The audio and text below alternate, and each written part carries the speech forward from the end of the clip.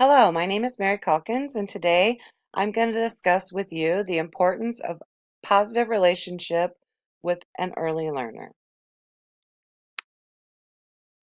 Think about the most important relationships in your life.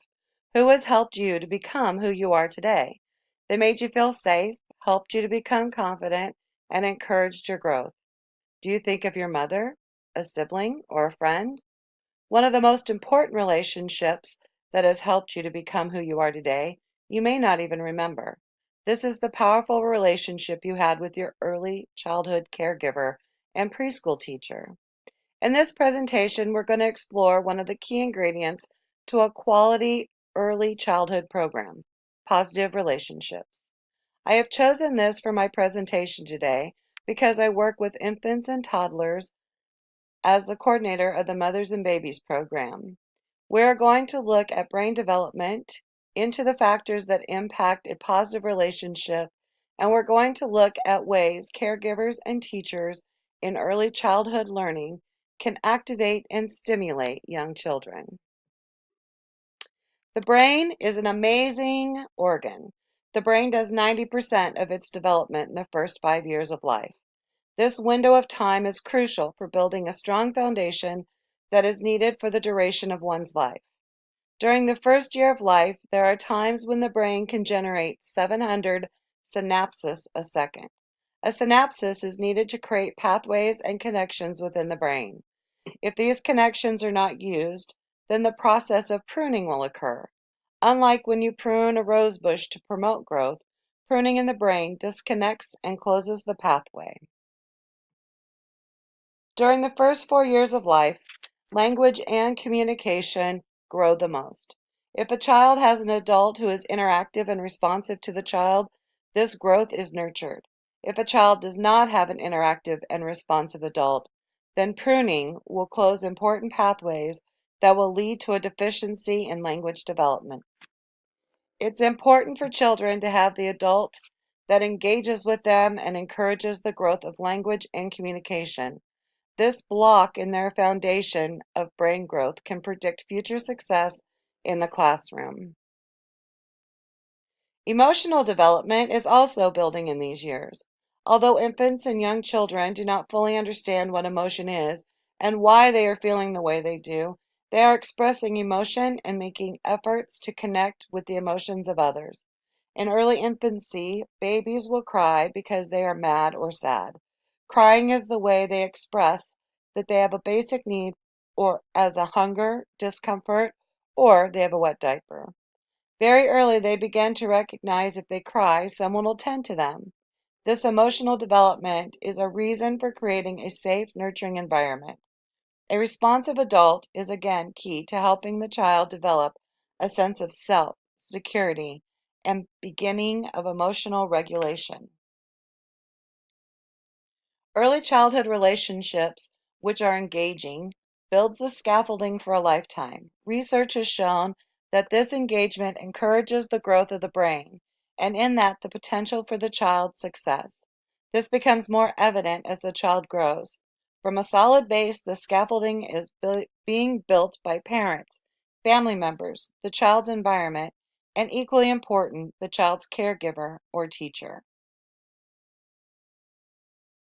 Teachers who foster positive relationships with their students create classroom environments more conducive to learning and meet students' developmental, emotional, and academic needs. This can range from physical environment that meets all the child's basic needs, but is also about a sense of environment and the stimulation within that creates a safe and learning atmosphere. Children need to be in an inviting surrounding that intrigues their budding interests. Dependent on age and development, this environment needs to have a good child to teacher ratio so that one-on-one interactions can be used, as well as community time.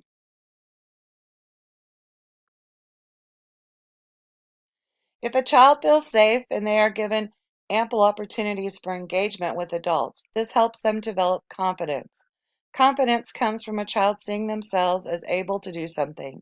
If a child is in a safe environment where they feel they can venture out and try new things, Then they can see themselves as able, and this builds confidence. This confidence is nurtured by the caregiver, who not only offers the opportunities, but also praises and encourages the child. Engagement is one of the most important things a caregiver could give to a child. In early childhood, the course of learning is done by exploration. Children need engagement to encourage them to explore and make connections. This engagement needs to be on their physical level, and they need to know that they have the attention of the adult. With this engagement, the pathways we spoke of earlier in this discussion are made stronger, and the architecture of the brain is developed in a positive way. So how do we build these positive relationships? An efficient way is to make positive relationship with the child in one-on-one interactions. We get to know the child. Knowing the culture, family background, and the child's interests help to connect with the child.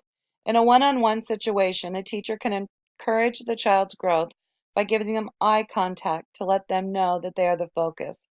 Listening to what the child must say in a genuine way that helps them develop that confidence that what they are saying or doing is important.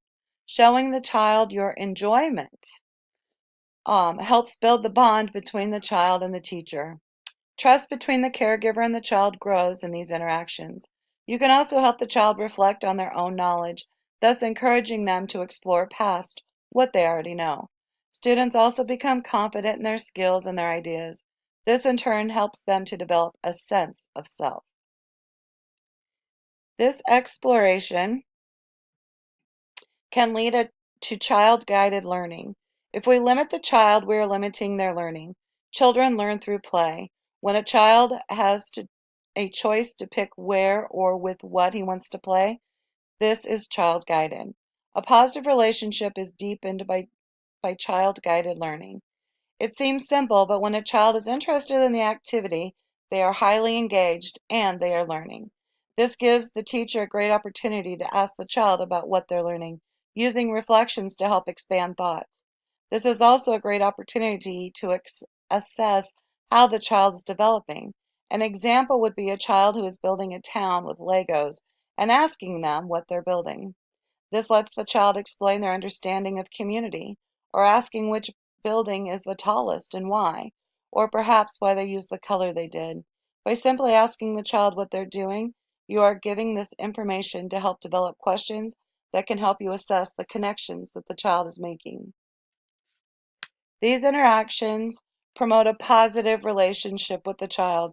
It helps to create a healthy environment for the child to grow. This relationship can grow even stronger when the teacher makes the effort to develop a positive relationship with the child's parents. Children learn very early who to trust and who they cannot trust. They can sense positive and negative interaction. If a teacher develops a positive relationship with the parent, a child has security in this. Parental information on home environment, culture, preferences, abilities or disabilities, and the interaction the child has at home is priceless information to help the teacher build a relationship with the child. Parental relationships are also beneficial on showing the child that they have a good support. Information exchanged in these relationships will help with the continuity of a child's growth. We know from brain research that children begin developing important lifelong connections from birth. We need to harness this information and use it to develop positive relationships with our students as they grow. Learning can be optimized only through being a responsive adult that encourages their exploration, which in turn nurtures their cognitive development. The product of these positive relationships is success that can be measured well into their lives. Thank you very much for listening to my presentation today, and I hope that it's information that will benefit you.